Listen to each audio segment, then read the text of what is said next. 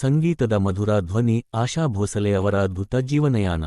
ನಮಸ್ಕಾರ ಪ್ರಿಯ ವೀಕ್ಷಕರೇ, ನಮ್ಮ ಚಾನಲ್ ಬೇಸಿಕ್ ಸೈನ್ಸ್ಗೆ ಸ್ವಾಗತ.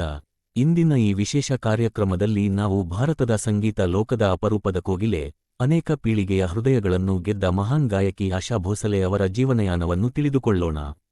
ಬಾಲ್ಯ ಜೀವನ. ಆಶಾ ಭೋಸಲೆ ಅವರು 1933ರ ಸೆಪ್ಟೆಂಬರ್ 8ರಂದು ಮಹಾರಾಷ್ಟ್ರದ ಸಾಂಗ್ಲಿ ಎಂಬ ಪಟ್ಟಣದಲ್ಲಿ ಜನಿಸಿದರು. ಅವರ ತಂದೆ ಪಂಡಿತ್ ದೀನಾನಾಥ್ ಮಂಗೇಶ್ಕರ್ ಪ್ರಸಿದ್ಧ ಸಂಗೀತಗಾರರು ಮತ್ತು ನಾಟಕ ಕಲಾವಿದರು. ಆಶಾ ಅವರ ಮನೆತನವೇ ಸಂಗೀತದ ಮಂದಿರವಾಗಿತ್ತು. ಬಾಲ್ಯದಲ್ಲೇ ಅವರು ಸಂಗೀತದ ಜೊತೆ ಬೆಳೆದರು. ಆದರೆ ಜೀವನ ಸುಲಭವಾಗಿರಲಿಲ್ಲ. ಆಶಾ ಅವರು ಕೇವಲ 9 ವರ್ಷದಾಗಿದ್ದಾಗ ಅವರ ತಂದೆಯವರ ನಿಧನದಿಂದ ಕುಟುಂಬ ಸಂಕಷ್ಟಕ್ಕೆ ಸಿಲುಕಿತು. ಈ ಸಂದರ್ಭದಲ್ಲಿ ಅವರ ಅಕ್ಕ ಖ್ಯಾತ ಗಾಯಕಿ ಲತಾ ಮಂಗೇಶ್ಕರ್ ಕುಟುಂಬದ ಹೊಣೆ ಹೊತ್ತರು. ಸಂಗೀತದ ಆರಂಭ.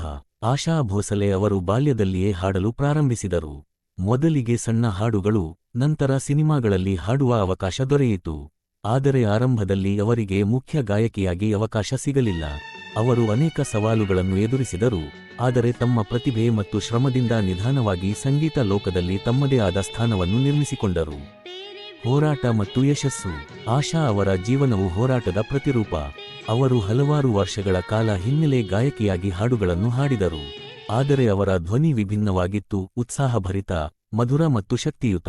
ಅವರು ಒ.ಪಿ. ನಾಯರ್ ಹಾಗೂ ಆರ್.ಡಿ. ಬರ್ಮನ್ ಅವರ ಜೊತೆ ಕೆಲಸ ಮಾಡಿದ ನಂತರ ಅವರ ಜೀವನವೇ ಬದಲಾಯಿತು. ಬಹುಭಾಷಾ ಗಾಯಕಿ. ಆಶಾ ಭೋಸಲೆ ಅವರು ಕೇವಲ ಹಿಂದಿಯಲ್ಲಿ ಮಾತ್ರವಲ್ಲ, 20ಕ್ಕೂ ಹೆಚ್ಚು ಭಾಷೆಗಳಲ್ಲಿ ಹಾಡಿದ್ದಾರೆ. ಕನ್ನಡ, ತಮಿಳು, ತೆಲುಗು, ಮರಾಠಿ, ಹಿಂದಿ, ಬಂಗಾಳಿ, ಗುಜರಾತಿ, ಭೋಜಪುರಿ ಮತ್ತು ಇಂಗ್ಲಿಷ್ ಭಾಷೆಗಳಲ್ಲೂ ತಮ್ಮ ಕಂಠದ ಮಾಯೆಯನ್ನು ಹರಿಸಿದ್ದಾರೆ. ಪ್ರತಿ ಭಾಷೆಯಲ್ಲಿಯೂ ಅವರು ಪದಗಳ ಭಾವನೆಗಳನ್ನು ಅರ್ಥಮಾಡಿಕೊಂಡು ಹಾಡುವುದೇ ಅವರ ವಿಶೇಷತೆ. ಹಾಡಿನ ವೈವಿಧ್ಯತೆ.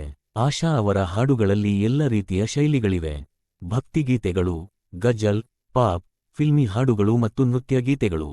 ಜಾನಪದ. ಅವರು ಹಳೆಯ ಕಾಲದಿಂದ ಹೊಸ ಕಾಲದವರೆಗೆ ಎಲ್ಲಾ ಪೀಳಿಗೆಗಳಿಗೆ ಹಾಡಿದ್ದಾರೆ.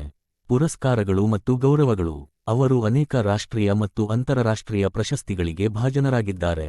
ಪದ್ಮ ವಿಭೂಷಣ ಸೇರಿದಂತೆ ಅನೇಕ ಗೌರವಗಳು ಅವರ ಸಾಧನೆಯನ್ನು ಗುರುತಿಸಿವೆ. ವೈಯಕ್ತಿಕ ಜೀವನ ಮತ್ತು ಭೋಸಲೆ ಅವರ ಜೀವನ ನಮಗೆ ಒಂದು ಪಾಠ ಕಲಿಸುತ್ತದೆ. ಸವಾಲುಗಳು ಬಂದರೂ ನಾವು ಹಿಂಜರಿಯಬಾರದು. ಅವರು ತಮ್ಮ ಜೀವನದಲ್ಲಿ ಅನೇಕ ಕಷ್ಟಗಳನ್ನು ಎದುರಿಸಿ, ಕಷ್ಟಗಳನ್ನೇ ಒಂದೊಂದಾಗಿ ಸಾಧನೆಯ ಮೆಟ್ಟಿಲಾಗಿ ಪರಿವರ್ತಿಸಿ ಇಂದು ವಿಶ್ವದ ಮೆಚ್ಚುಗೆ ಪಡೆದಿದ್ದಾರೆ. ಆಶಾ ಭೋಸಲೆ ಅವರು ಕೇವಲ ಗಾಯಕಿಯಲ್ಲ, ಅವರು ಒಂದು ಸಪ್ತಸ್ವರಗಳ ಸಂಗೀತ ಪ್ರೇರಣೆ. ಅವರ ಧ್ವನಿ ಸದಾ ನಮ್ಮ ಹೃದಯಗಳಲ್ಲಿ ಜೀವಂತವಾಗಿದೆ. ಪ್ರಸಿದ್ಧ ಗಾಯಕಿ ಆಶಾ ಭೋಸಲೆ ತಮ್ಮ ವ್ಯಾಪಕ ವೃತ್ತಿಜೀವನದಲ್ಲಿ ಕೆಲವು, ಆದರೆ ಸ್ಮರಣೀಯ ಕನ್ನಡ ಚಲನಚಿತ್ರ ಗೀತೆಗಳನ್ನು ಹಾಡಿದ್ದಾರೆ.